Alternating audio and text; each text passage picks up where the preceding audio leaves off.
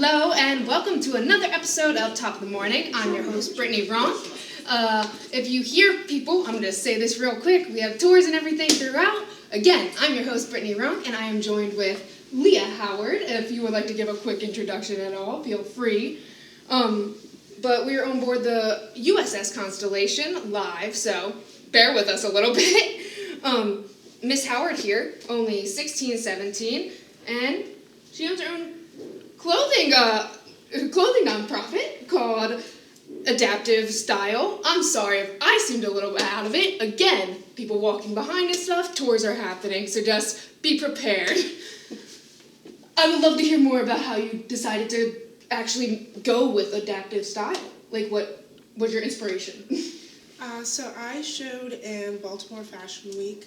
It was 2016, and I met a model who's in a wheelchair, and just with working with her, she's a fantastic model, and with working with her, I started finding out the challenges of people with disabilities in dressing, and so I started seeing the need for adaptive clothing, and just wanted to be able to really do something about it, just hearing her story and the things that she was going through in dressing. So I created Adaptive Style, which is adaptive clothing for those with physical disabilities.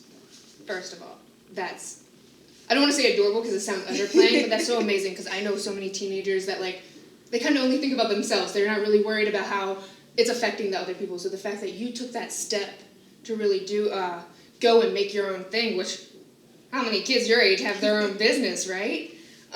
So how hard has that been, trying to manage doing a social life, a 4.0 GPA, this college classes, high school classes, everything? How has that been? It gets stressful. I'm sure. So I was homeschooled throughout all of my education until college, and so the flexibility of homeschooling really helped. Okay. So a lot of my field trips were doing fashion shows and going to fabric stores, and you really learn a lot about math when you're doing fractions and stuff with pieces of fabric. So it's crazy. It's really interesting because you can almost make a more unique learning style that would just be geared towards you with it, exactly. that you wouldn't think about with it. So I was reading in the 18 under 18, please check that out if you guys didn't, that was an amazing article on her, that you, at the age of 10, had a fashion line on Baltimore Fashion Week, making sure I do this right. Can I have a little bit of your inspiration for doing that fashion line, or what was the challenges with doing that? So actually, it was supposed to be, it was kind of like a Project Runway Junior Challenge, and so it was an emerging designer showcase, and that was originally what I was supposed to be involved in, and then when I sent in the sketches, they put me in the main showcase based off of my sketches, and we were like, okay, I guess that kind of works. No, you gotta be more like, okay, like I did it. That's incredible. So yeah, I was not expecting all of that, but it worked out perfectly. And just from that, just the notoriety of being in Baltimore Fashion Week and being able to say that just kind of took fashion design up a level. And it was a bit of a challenge because I was 10 at the time, I think. Right. So it was a bit much with school and everything else, but there was a couple of things, like towards the week of the show, my sewing machine broke down. I had a Brother machine, so we're contacting Brother, and we're like, what do we do? You know, Baltimore Fashion Week's coming up and all that, and they helped us and fixed the machine. Just a tiny little stressor that comes up. Oh, of course, and it always has to happen at that time. At that too. time, Mm-hmm. exactly. And so we contacted them, we fixed the machine, and so afterwards we sent the pictures from Baltimore Fashion Week to them, where we're like, you know, the little machine that could, and you know, and it's like the one with the butterflies and everything on it, so you could show a Baltimore Fashion Week with a Brother machine with butterflies on it. But that's just beautiful, because it's literally, we already have a 10-year-old at that point, and then it's just the, you know, as you like to call it, our editor behind the scenes, of Mickey Mouse equipment almost, and you're making things that are literally going on Baltimore's Fashion Week, like a true 10-year-old inspiration to everybody. Like, how fascinating. When you were designing the clothes, like, what were you really going for? I am going to say real quick, if you guys hear those bells and stuff, we are here on board the USS Constellation. Again, have Leah Howard with me. I'm Brittany Runk. But please, what was your inspiration for those designs? So my title, I believe, for the collection was the young executive woman. So the woman that could go from the boardroom to evening event to wherever she's going. And I was truly inspired, especially with members of my family, especially like my mom, who is just such a powerful inspiration and another businesswoman. And between my aunt and my grandmother, I mean, I have truly powerful women around me. So they were truly an inspiration for that collection. And just their strength and what they show in the business world. And so it truly inspired me as an entrepreneur myself to go forward and do things. That's amazing, because I mean, easiest way to make it to where you want to be is just do it yourself, and then you'll get your notoriety from it, as you've clearly seen so far. So obviously we love the whole fashion thing. You're doing great, but heard you've also done 40 plus credits so far as only 17. Mm-hmm. What is your goal? Are you trying to knock out college as fast as possible, basically, or? So I started doing dual enrollment classes at the community college, Baltimore County, #CCBC proud. And so I absolutely love that college. They've helped me along the way, especially being a young student. I started, I believe, in college when I was 13, and then I started CCBC when I was around 15. And so, but getting those college credits early and taking classes has been such a life-changing experience. Yes. And so with studying fine arts, I just kind of expanded my horizons in the arts, already in fashion design, but now I've gotten into doing photography and graphic design and all sorts of things that I didn't think that I could at the time. I was like, fashion is my lane, and but I still go with fashion. Exactly. But seeing all these other things, I'm like, I can do this, and I can do this, and I can do that, and it's just... See, that's smart to go about it, because like we just said, it's going to go with fashion, but also makes putting on your whole production cheaper, easier, faster, do it on your time. It's smart. I personally go to CCBC also. I also did the early enrollment thing. I had it when they were just starting. I love it. I hope they keep that, because it's a great opportunity for all Baltimore citizens. Definitely check it out if you can. Yes. So, you said you have powerful women in your house that have inspired you. How would you like to become the powerful woman for someone else's house to inspire them? Like, do you hope with that? Like, how do you hope to inspire people with your clothes? Well, one of the things, another challenge that I faced is I have autoimmune challenges. So I've been diagnosed with lupus, Hashimoto's thyroiditis, all sorts of different things. Wow. And at a young age, and so facing that and doing fashion design and running a business and nonprofit and all those different things was a little stressful here and there, and so it kind of took a little bit of a toll on myself, on my body, and physically, mentally. So it just overcoming that.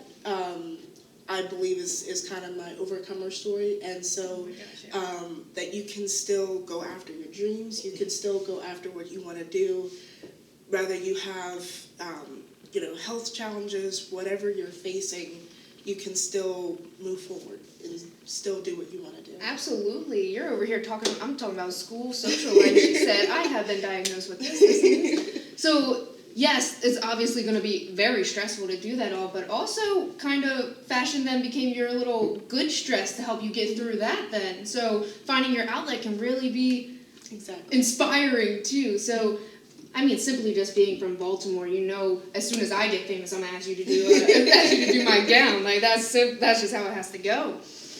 So with making your own thing and trying to balance everything, is there any tips you have for our viewers for trying to just give it a go? Actually, at the Junior Achievement 18 Under 18 in Baltimore Magazine, the event that they had, we got to share just a tiny little speech that we gave to answer the question, what would your advice be to somebody wanting to start their business?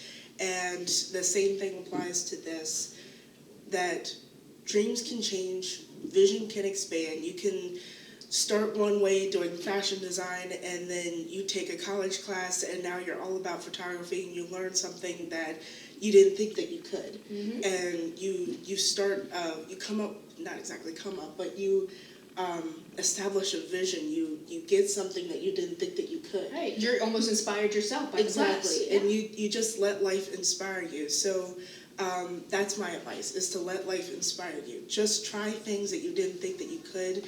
Reach higher for goals that you didn't think that you could achieve. Open your mind a little bit more. Exactly. Yeah, exactly. definitely. And truly do not let anybody talk you out of your purpose, and including yourself, because I've, especially facing health challenges, been like, I can't do this. I'm doing too much for myself. It's too much. Right. But I still kept going. Kept persevering. Exactly. I would say you don't let that discourage you. I love that. That's gorgeous, genuinely.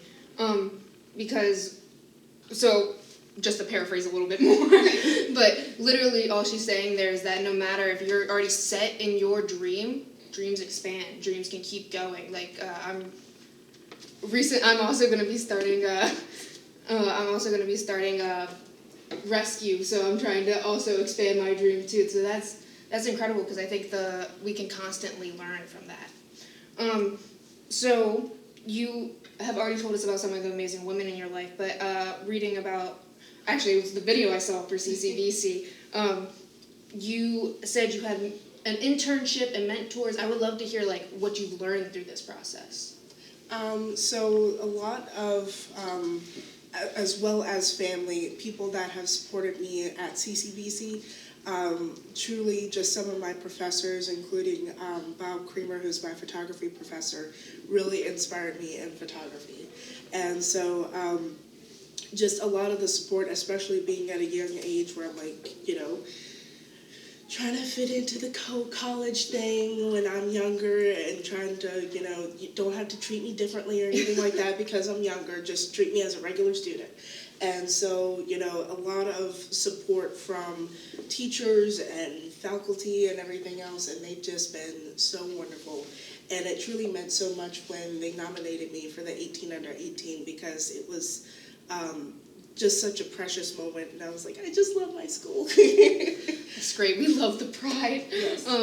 So going back to adaptive clothing style, I would love to hear more about like what's your guys' vision for that in the next 5-10 years. Where are you hoping to get with that, or are you? It sounds like kind of head more towards the photography route. So I want to do it all. Okay. And so I definitely want to keep focusing on my education and on these different things. Definitely fashion and adaptive style still holds a piece of my heart, so I definitely want to continue with that. I've been doing a lot of women's wear, and so I definitely want to expand into other areas, but I truly I want to be able to inspire by doing these different things. So thank you. We want to keep talking about this, but we're actually going to do a quick break real quick because YouTube can be crazy. And we're back. Hello and welcome back to Top of the Morning. I am here with Miss Leah Howard, and I am Brittany Runk. So you were just talking about adaptive style. I didn't mean to cut you off. I was reading a little bit on the whole website about like your goals with it. Also, just in case anybody is wondering, we are touring, so if you hear anybody in the background, or if you hear any songs or noises over here, we're live on the USS Constellation at the Inner Harbor, so bear with us. But yes, please keep talking about adaptive style. So yeah, it's been such an inspiration, I think, from just hearing other stories and some of my clients and just what they've overcome, and it's also helped me to overcome challenges I've faced, as I was sharing earlier about challenges with autoimmune disease and different things. So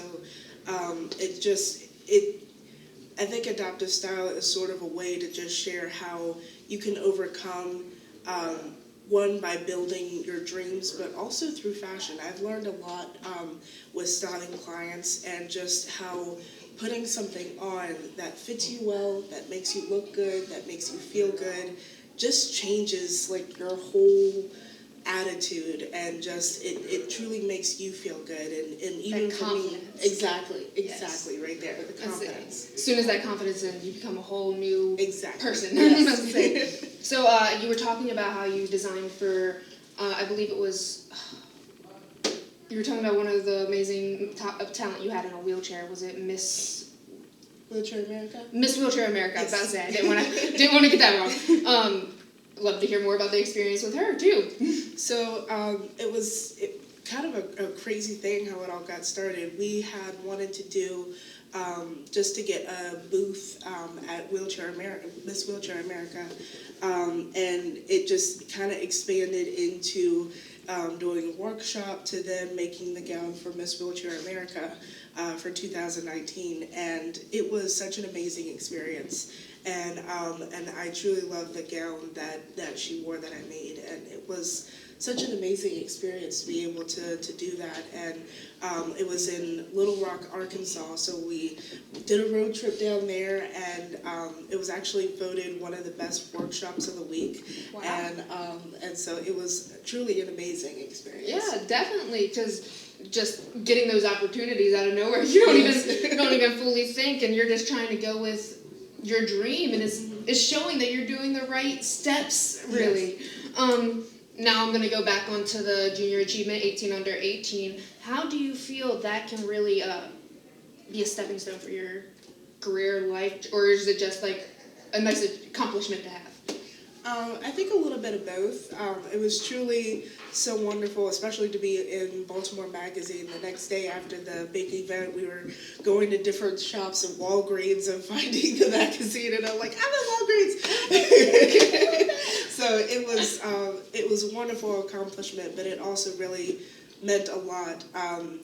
As a youth coming in Baltimore, and just some of the challenges that I faced with health and everything else, to truly also see youth in this area that are doing things, just it truly gave me hope for the rest of this generation, and just it truly inspired me to see young people that are going after their dreams as well, and people that they have such a heart for their community, and to see change. And so it just truly inspired me to see other youth as well. So I definitely want to celebrate them as well, because they are doing amazing things. I agree with you definitely, because literally it would just be an inspiration that as the youth, you should get out, do something, start that, because you never know where it's going to take you. Exactly. As you said, you just felt this empathy, and then you started making clothes for, disabilities and stuff, and it is working out great. It's working out great. I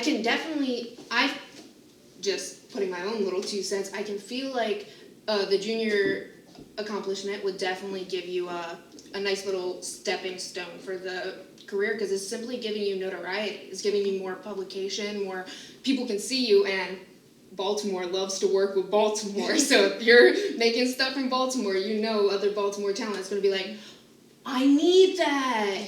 And simply just the success you're having is showing how much of a problem that was, because people with disabilities clearly needed clothing to be made to make them able to be confident and ready. And how do you feel like that's really helped your customers? I definitely think that it's helped not just them, but me as well. Just to, like you said, see that confidence. Right. And I call them kind of my paycheck moments when, especially like I made the gown for Miss Wheelchair Virginia, and she was getting married, and so I made her wedding gown, and it was so beautiful when she put on the dress, and she completely dressed herself, and that was such a big thing for her to be able to dress herself, and just with making adaptive clothing that it worked for her, and she felt beautiful, and just it was so wonderful to see that, and to be able to provide that feeling for them. Right, because like something you don't even think about is like you're saying it, I'm over here with like, yes, the confidence, it'll shape the body well, it'll help with like anything like that, but simply overlooked just getting it on yourself. Mm-hmm. Like able-bodied people just don't even think about that. So that's an incredible, like, you're making something that's going to really help people. That's amazing. So I need to know what's one of your favorite moments, because we've heard about Miss Wheelchair, we've heard about a few other your Baltimore Fashion Week, but what is one of your most favorite moments so far? Oh.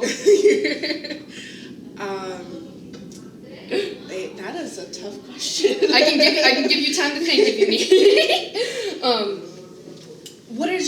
I'll then go to what is your fears in trying to keep going in this fashion industry? I think because one, being younger, that people will not take me as seriously. So I think that accomplishments like we've mentioned previously really kind of help my confidence that they're not going to take me seriously. I'm only this years old, and so that's somewhat been one of my fears, is that they aren't going to take me seriously, that I have to continuously keep proving myself that I can do this. Right, I've proven before that I can do this. Which is kind of insane, because if you think about it, I mean, you have more experience than I do in fashion. I know that for a fact. And I'm sure you have more experience than the average person. So still just looking at you like, oh, but she's 17. It's like she did a 10, which you could have maybe drawn if you were lucky. Any thoughts yet on the favorite moment? Favorite dress? Or it doesn't have to be a dress, obviously, outfit. I think probably one of my favorite pieces that I've made was probably, it's a great cape that I made for Baltimore Fashion Week.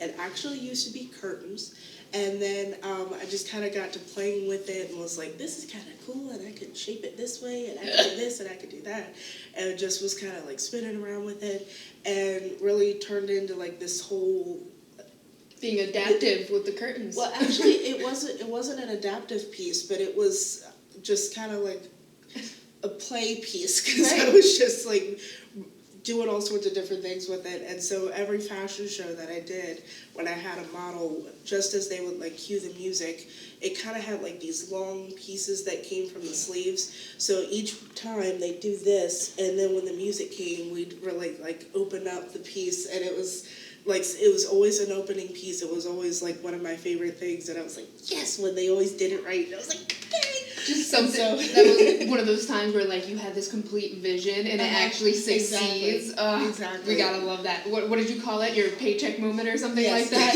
That definitely has to be one of them.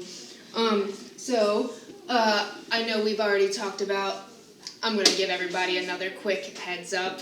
We have tours happening. You see people walking behind us. Please don't feel threatened. They're just looking. But I know you already gave your little keep your dreams going for your tips and stuff, but let's say I have fashion designers watching right now. What tips do you want to give them for starting that fashion designs, fashion business, I would definitely say to always learn, always be open to learn. Because once you sort of get to a certain place, you may go, oh, I don't need this. Oh, I know what I'm doing. There's always stuff to learn. And so always different tricks and different things that I didn't know existed. And I always have to keep updated with different, sewing tricks and things like that, and different things. So, and just keeping up with different trends. So always be checking out different magazines. Always be checking out different trends. Always stay learning. Always look for inspiration. And even in the weirdest things. And it's funny because anytime my mom and I are going down the road or something, and we'll see a building that looks a certain way or a tree that looks a certain way, and I'll be like, I see fashion. And so, and I'd always keep a sketchbook with me so that I could just sketch out, I see a building, but I also see how this could be a dress, or this could be a certain outfit, and just the way the lines are, that could be a certain seam. So one, always keep a sketchbook with you so you can always write down your inspiration. Absolutely. But always just look for inspiration and be open to learning and open to seeing different things. It's crazy. It's almost like you get more of that from being younger. I'd say you definitely tend to have a more open mind with that, which I think that can definitely be the biggest thing if you're trying to start your industry and start any type of industry. The biggest thing you're going to have is you want to keep an open mind with everything because, like you said, dreams are always expanding. You never know which direction it's going to take. I would love to take this time now to go ahead and put any ways people can contact you, where you would like them to see, like your website or whatever. Go ahead and pick it all now. Also your name. So my name is Leah Howard. You can check out my website at www.adaptivestyle.com or .org, sorry. And you can also check me out on Facebook, Instagram. You can check out my photography page. It's a little long, but it's www.leahfaithphotography.myportfolio.com. Okay. So just making sure everybody got that. I want you to spell the adaptive real quick for everybody. It's going to be so much easier. So it's ADAPTIV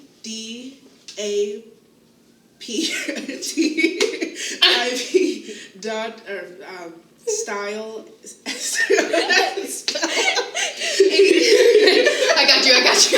Adaptive style. ADAPTIVESTYLE.org. All right. Well, thank you so much for joining us on this amazing show. I just want to thank you all, and we'll be back for another episode very soon. Bye-bye. Bye.